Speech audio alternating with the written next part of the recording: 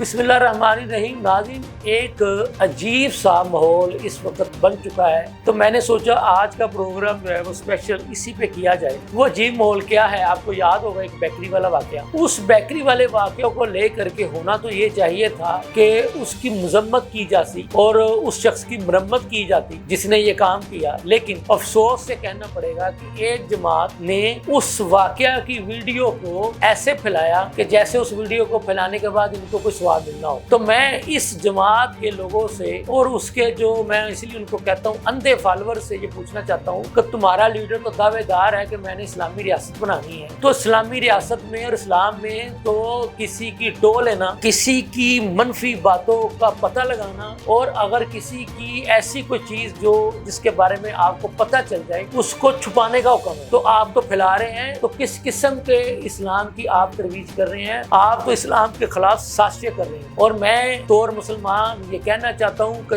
چونکہ آپ لوگ اب اسلام کے خلاف سازشیں کر رہے ہیں، اس سے پہلے بھی آپ نے مسجد نبوی میں اور خانہ کعبہ میں جو سیاسی بدمزگی کرنے کی کوشش کی، اور وہ مقدس مقامات جہاں پر جا کے لوگ دنیا داری بھول جاتے ہیں، سیاست بھول جاتے ہیں، آپ نے وہاں پہ اس کو بھی سیاست کا مرکز بنانے کی کوشش کی۔ آپ کا بیڑا غرق ہو جائے، میں آپ کو جنمن کہہ رہا ہوں بطور مسلمان، آپ کا بیڑا غرق ہو جائے جنہوں نے مسجد نبوی میں اور جناب خانہ کعبہ کو اپنی سیاست کا مرکز بنانے کی کوشش کی۔ آپ لوگوں پر اللہ کا عذاب نازل ہو۔ ناظرین، آج بڑی دکھی دل کے ساتھ میں اسی ایشو پر پروگرام کرنا چاہتا ہوں۔ لمحہ نیوز کے ساتھ میں ہوں سعد ملک۔ میں نے یہ بات اس لیے کی کہ یہ لوگ باز آنے کی کوشش نہیں کرے۔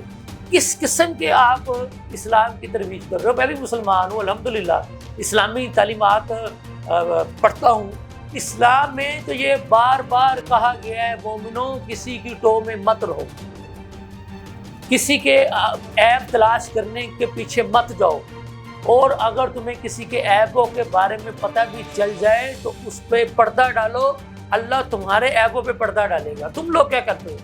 ایک بیکری والا واقعہ ہوا، وہ پاکستان کی ایک سب سے بڑی سپریم کورٹ کے سب سے بڑے جج کے متعلق انہوں نے اس شخص نے، اس غلیظ شخص نے، اس کی تربیت ہی ایسی ہوگی، وہ اپنے بڑوں کے ساتھ، اپنے بزرگوں کے ساتھ اس قسم کی باتیں کرتا ہوگا جو اس نے ایک معزز ترین شخص کے ساتھ کی، اور کیسے ہی بدتہذیب بدتمیز اور اپنی ماں باپ کی عزت نہ کرنے والے ہیں اس کے فالوورز، جنہوں نے اس ویڈیو کو یہ کہہ کے پھیلایا اس کو پھیلا دو، اس کو پھیلا دو، اس کو پھیلا دو۔ میں پوچھنا چاہتا ہوں کیا ملا؟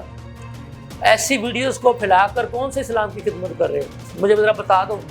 اسی بانی چیئرمین پی ٹی آئی سے پوچھ کے بتا دو، وہ کیا اس قسم کی وہ اسلامی ریاست بنانا چاہتا تھا؟ وہ کیا وہ اس طرح کے جو ہے وہ کام کر کے اسلام کی خدمت کرنا چاہتا ہے؟ وہ تو شرم کرو، وہ تو اللہ کی پکڑ میں آیا ہی ہوا ہے، تو تم لوگ بھی آ جاؤ گے۔ اسلام یہ کہتا ہے دوسروں کے لیے آسانیاں پیدا کرو، اللہ تمہارے لیے آسانیاں پیدا کرے گا، اور تم لوگ کو دوسروں کے لیے مشکلیں پیدا کر رہے ہو، لوگ دوسروں کی پکڑیاں اچھال رہے ہو۔ اور یہ تمہارا یہ جو لیڈر ہے نام نہاد جو کہتا ہے میں نے ان کی سیاسی تربیت کی ہے، یہ سیاسی تربیت کی ہے، دوسروں کی عزتیں اچھالتے ہو، دوسروں کی پکڑیاں اچھالتے ہو، اور تمہاری بیوی کے متعلق کوئی بات کرے تو کہتے ہو وہ تو پردہ دار ہے، وہ تو جناب اس سے بڑی پردہ دار کوئی نہیں ہے۔ تو تمہاری بیوی پردہ دار ہے، دوسروں کی بیویوں کو، بیٹیوں کو کہتے ہو جلسے جلوسوں میں آ کے ناچو، وہ پردہ دار نہیں ہے؟ ان کو کس طرف لا رہے ہو؟ اور یہ ڈانس کرواتے ہو اپنی پی ٹی آئی کی خواتین سے، وہ کیا کرنا چاہتے ہو؟ اور اوپر سے بے شرم بے غیرت اس کے فالوورز جو اپنی بیٹیوں کو، اپنی بیویوں کو اس کے جلسوں میں لے جا کرنے چاہتے ہیں، اور تمہیں یہ شرم نہیں آتی؟ وہ اپنی بیوی کو تو چھپاتا ہے، اس کی بیوی نے کتنے کے جو ہے وہ آ کے وہ حرکتیں کر دی جو تمہاری بیویاں اور بیٹیاں کرتے ہیں جا کر، بغیر تو شرم کر دو، ڈوم مرو۔ صحیح کہتے ہو، ایک طرف تم لوگ ڈیجیٹل دہشت گرد نہیں ہو، ڈیجیٹل بے شرم بھی ہو، جو اپنی بیویوں، بہنوں، بیٹیوں کو خود آ کے اس کے جلسوں میں نچاتے ہو۔ اور میں تم سے پوچھنا چاہتا ہوں کہ اس شخص کو لا کے جو ہے وہ اسلامی ریاست بنوانا چاہتے ہو؟ تم لوگ تو اسلام کو دشمن ہو، خدا تم کو غارت کرے۔ تم لوگوں نے تو اسلام کے خلاف وہ سازشیں کی ہیں جو شاید وہ کفار نے بھی نہ کی ہوں، کیونکہ مسجد نبوی میں جو تم لوگوں نے جو کروایا اور خانہ کعبہ میں جو تم لوگوں نے کروایا، وہ تو کفار کو بھی اس کا اتنی جرت نہیں ہوئی ہوگی۔